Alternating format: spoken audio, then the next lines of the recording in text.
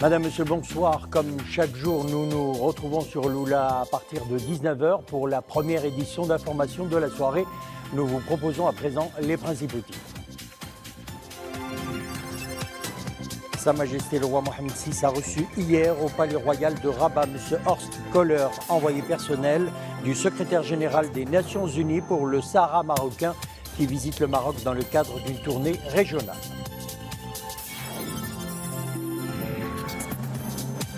Hier toujours, Sa Majesté le roi Mohamed VI, chef suprême et chef d'état-major général des forces armées royales, a procédé au niveau de l'hôpital militaire d'instruction Mohamed V de Rabat à l'inauguration du centre de cardiologie.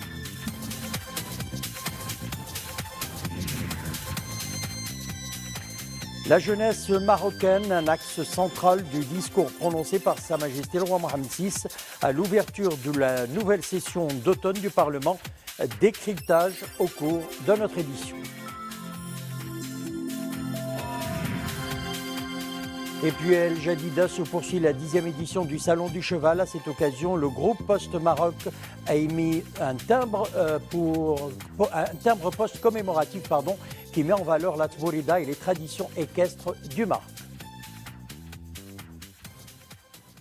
Nous le disions en titre, Sa Majesté le roi Mohamed VI a reçu hier au Palais Royal de Rabat M. Horst Köhler, envoyé personnel du secrétaire général des Nations Unies pour le Sahara marocain, qui visite le Maroc dans le cadre d'une tournée régionale, indique un communiqué du cabinet royal. M. Köhler, ancien président de la République fédérale d'Allemagne, a également occupé le poste de directeur général du Fonds monétaire international. M. Köhler a été nommé en août dernier par le secrétaire général des Nations Unies, M. Antonio Guterres, en tant que nouvel envoyé personnel pour le Sahara en remplacement de M. Christopher Ross, précise le communiqué. Cette audience s'est déroulée en présence de M. Fouad Al-Himma, conseiller de Sa Majesté le Roi, de M. Nasser Bourita, ministre des Affaires étrangères et de la coopération internationale, ainsi que de M. David Schalke, conseiller spécial de M. Köhler. Unique en son genre en Afrique et une structure à dimension nationale, le centre de cardiologie de l'hôpital militaire d'instruction Mohamed V de Rabat a été inauguré hier par Sa Majesté le roi Mohamed VI. Réalisé sur haute instruction royale, le centre de cardiologie a mobilisé des investissements de l'ordre de 324 millions de dirhams. Il illustre la sollicitude constante dont le souverain entoure les membres des forces armées royales. Les développements, Mohamed Deitlichkar. Hôpital militaire d'instruction Mohamed V de Rabat, où Sa Majesté le roi Mohamed VI, chef suprême et chef d'état-major général des forces armées royales, a procédé hier dans l'après-midi à l'inauguration du centre de cardiologie, un établissement médico-chirurgical qui permettra d'assurer davantage de complémentarité dans la carte sanitaire de la capitale du royaume, voire au plan national.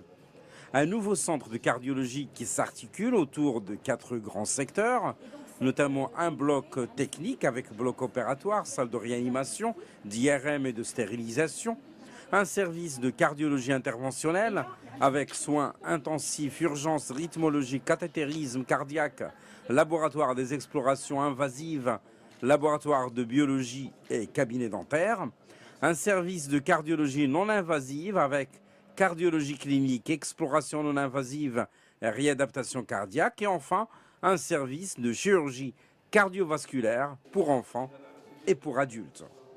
Le nouveau centre va permettre d'augmenter considérablement le nombre d'actes chirurgicaux. Si je prends par exemple la chirurgie cardiovasculaire, actuellement on fait entre 200 et 250 opérations à cours ouvert par an. On compte atteindre 600 opérations par an. Pour la coronarographie et les dilatations, on fait 600 à 650 et on compte atteindre avec ce matériel très sophistiqué jusqu'à 1100 à 1200 examens de coronarographie. La même chose pour la rythmologie. On fait des examens on a entre 200 et 250 et on veut atteindre, et on va atteindre bien sûr grâce à ce plateau technique et à ce centre un nombre de 550 à 600 patients par année. D'une capacité hospitalière de 120 lits, le centre de cardiologie est doté d'équipements à la pointe de la technologie, des équipements qui en font un établissement de soins et de formation de premier choix et une structure médicale de référence, tant sur le plan national que régional. La conception et l'organisation du nouveau centre de cardiologie ont d'ailleurs été établies conformément aux standards internationaux en la matière, et de telle sorte à garantir une grande synergie entre les différentes disciplines médicales, interventionnelles et chirurgicales qu'il regroupe pour un maximum d'efficience et une prise en charge médico-chirurgicale complète de toute la pathologie cardiovasculaire. Retenons à présent ce message de condoléances et de compassion adressé par Sa Majesté le roi Mohamed VI au président de la République portugaise, M. Marcelo Rebelo de Sousa, suite aux terribles incendies qui ont ravagé des forêts dans le centre et le nord du Portugal, faisant plusieurs victimes. Dans ce message, Sa Majesté le roi exprime au président portugais, à travers lui aux familles endeuillées et au peuple portugais ami, ses sincères condoléances et l'expression de sa profonde compassion. Sa Majesté le roi Mohamed VI a adressé un message de félicitations à Mme Audrey Azoulay à l'occasion de son élection au poste de directrice générale de l'Organisation des Nations Unies pour l'éducation, la science et la culture. Fidèle aux principes et engagements internationaux qui sont les siens, le Royaume du Maroc ne ménagera aucun effort pour continuer à appuyer les différentes initiatives de l'organisation pour promouvoir les valeurs universelles de solidarité, de concorde et de communion entre les peuples et les cultures, affirme Sa Majesté le roi dans ce message.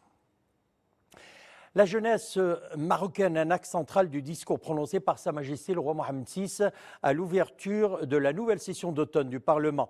Dans son discours, le souverain appelle à l'élaboration d'une nouvelle politique intégrée dédiée à cette frange sociale en recommandant plutôt l'accélération de la mise en place du Conseil consultatif de la jeunesse et de l'action associative. Décryptage, Sihem Boukhlifi et Imanab.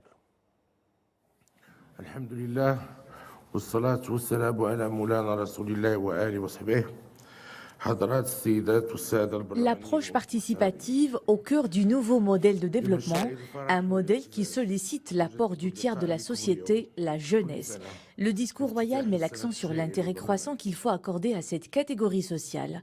Sa Majesté le roi appelle clairement à l'élaboration d'une nouvelle politique intégrée dédiée aux jeunes. فتأهيل الشباب المغربي. Assurer la mise à niveau de la jeunesse marocaine pour favoriser son engagement actif et efficient dans la vie publique nationale constitue un défi majeur qu'il convient de relever de manière appropriée. Nous l'avons souligné à maintes reprises, notamment dans le discours du 20 août 2012. La jeunesse représente notre véritable richesse, loin d'être un frein au développement, et l'en constitue le moteur. Le discours royal relève que les politiques publiques sectorielles et sociales réservent une place importante aux jeunes. En revanche, leur impact sur la situation de cette frange de la population reste limité. Il est temps de remonter la pente. Sa Majesté le roi l'a bien exprimé en appelant à l'élaboration d'une politique intégrée pour les jeunes. Un seul département ministériel ne peut nullement répondre à lui seul aux attentes de cette frange sociale.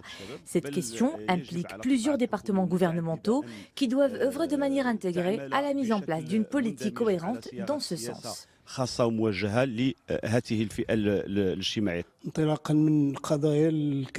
L'emploi, l'éducation, la formation et le développement intégré touchent de près les jeunes. Pour qu'ils puissent contribuer à l'édification d'un Maroc nouveau, Sa Majesté le roi a beaucoup insisté là-dessus, notamment par l'accélération de la mise en place du Conseil consultatif des jeunes, une instance constitutionnelle à laquelle incombe la mission de définir les orientations dans ce sens.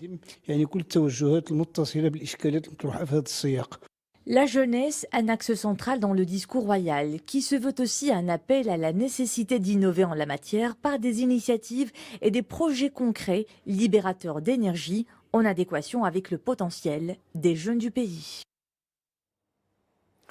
Les travaux de la conférence mondiale de l'OMS sur les maladies non transmissibles se sont ouverts ce mercredi à Montevideo, capitale de l'Uruguay, en présence de plusieurs chefs d'État et de gouvernement, ainsi que de représentants d'organisations mondiales régionales chargées de la question de la santé, outre des experts internationaux et des acteurs non étatiques.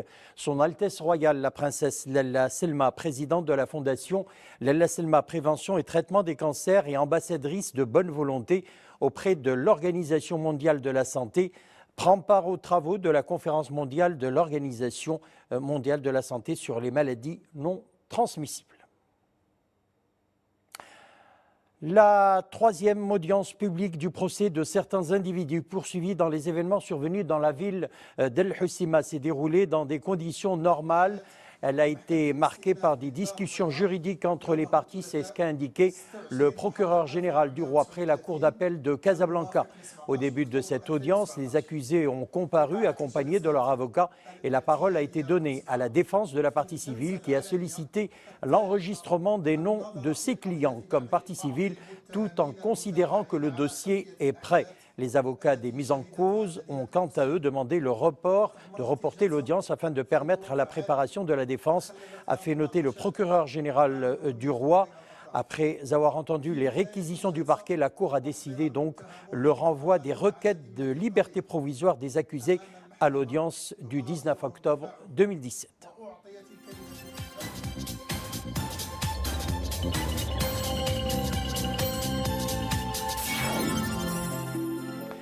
En actualité internationale, en Syrie, les combattants syriens ratissent ce mercredi la ville dévastée de Raqqa et recommandent aux civils de ne pas y retourner dans l'immédiat de peur des mines au lendemain de la prise de ce principal fief en Syrie du groupe terroriste autoproclamé État islamique. Dans le stade municipal, un grand drapeau des forces syriennes a été hissé et des bulldozers s'affairaient à dégager des gravats qui remplissent les rues de la ville.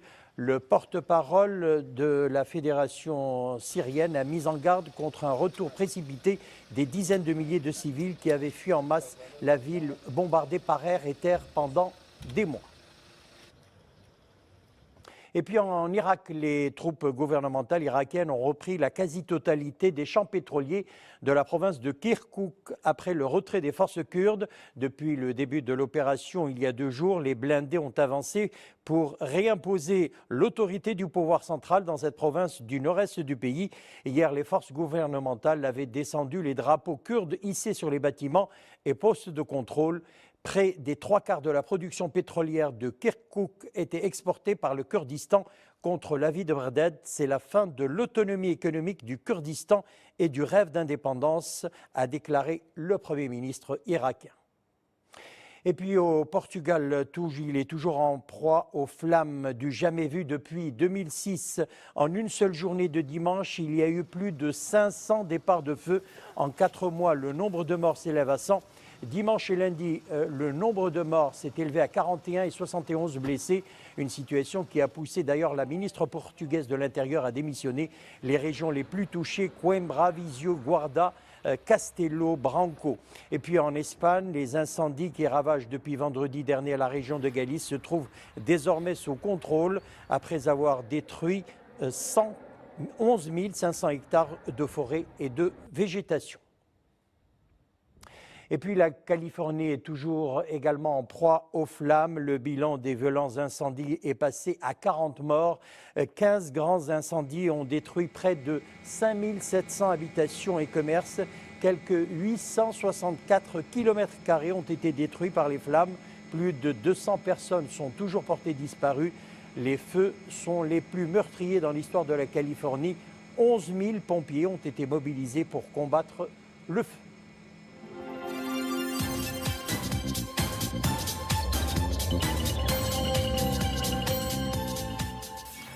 Retour chez nous, c'est une véritable plateforme d'échange pour développer les relations d'affaires dans le secteur de l'aéronautique. Aerospace Meeting Casablanca ouvre ses portes au parc des expositions avec une forte présence d'industriels français et canadiens. Sarah Katir.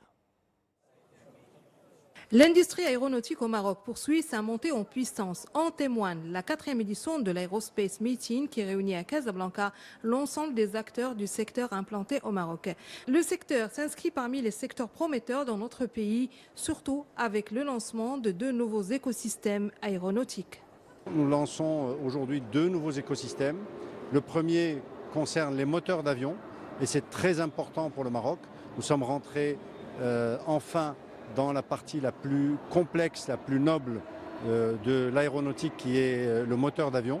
Et le deuxième écosystème est pour tout ce qui est matériaux composites Comme vous le savez, c'est les matériaux les plus techniques qui sont aujourd'hui recherchés dans l'aéronautique. Cet événement mettra en relief les nouveaux acquis du Maroc dans les domaines de l'industrie aéronautique et offrira l'opportunité aux acteurs nationaux et étrangers d'avoir de la visibilité sur l'avenir du secteur. Aujourd'hui, le secteur aéronautique représente plus de 12 000 emplois. Donc, comme je le disais, 130 opérateurs, plus d'1 milliard de dollars d'export et puis des secteurs industriels de pointe tels que l'ingénierie, la maintenance et réparation des moteurs et des avions. Nous avons également l'écosystème câblage, à la fois câblage moteur et câblage avion. Et puis un écosystème qui est historique, qui est tout ce qui est assemblage, usinage, etc. Tous les écosystèmes devraient hisser le secteur parmi les piliers de développement de l'industrie et l'inscrire dans une phase nouvelle qui connaîtra l'émergence de nouveaux métiers à forte valeur ajoutée et à fort contenu technologique. De Casablanca, on va à El Jadida qui abrite la 10e édition du Salon du Cheval. Post Maroc valorise à cette occasion la Tporida et les traditions équestres du Maroc. Le groupe vient d'émettre un timbre-poste commémoratif à l'occasion du Salon du Cheval d'une valeur faciale de 9 dirhams. Ce timbre est le deuxième émis par Post Maroc après l'édition du Salon du Cheval de 2012. Leïla Asli, Zakaria Mokinmil. Illustré à l'effigie du cheval, ce timbre-poste est un outil idéal pour faire connaître la culture équestre marocaine et valoriser ses symboles. Le cheval et le timbre-poste, une histoire de près de 9 décennies. Les relations entre Balid el-Maghrib et le salon du cheval ne datent pas aujourd'hui puisque nos ancêtres, la ville de Jadida et le cheval et Balid el-Maghrib ont eu des relations très intimes puisque j'ai appris que la première ligne interne de transport de courrier a existé entre El Jadida et la ville d'Azmour. Une exposition d'une belle collection de timbres. Balid el-Maghrib présente des timbres édités sur le cheval. Une magnifique immersion dans les traditions équestres ancestrales, porteuses de valeurs de noblesse et de courage. Balid el-Maghrib procède aujourd'hui à l'émission spéciale d'un timbre en commémoration justement de la 10e édition du Salon du Cheval.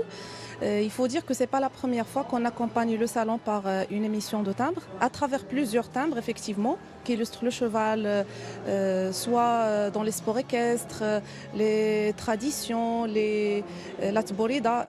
Avec l'émission de ce timbre postal, Balid el-Maghrib confirme son engagement constant pour sauvegarder la culture et le patrimoine marocain.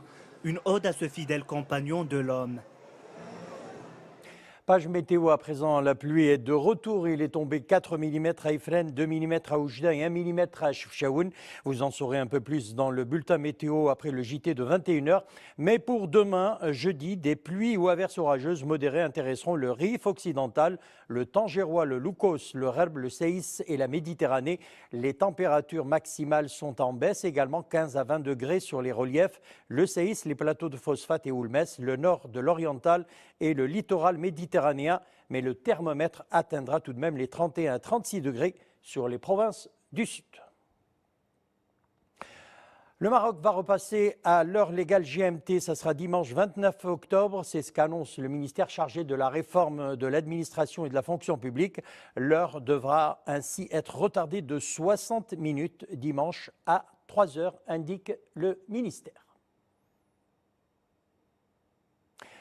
Et nous, c'est l'heure de vous quitter. Le prochain rendez-vous d'information sur l'Oula se fera à 21h. Une excellente soirée. Demain, vous aurez le plaisir de retrouver Iman Ablo. À bientôt.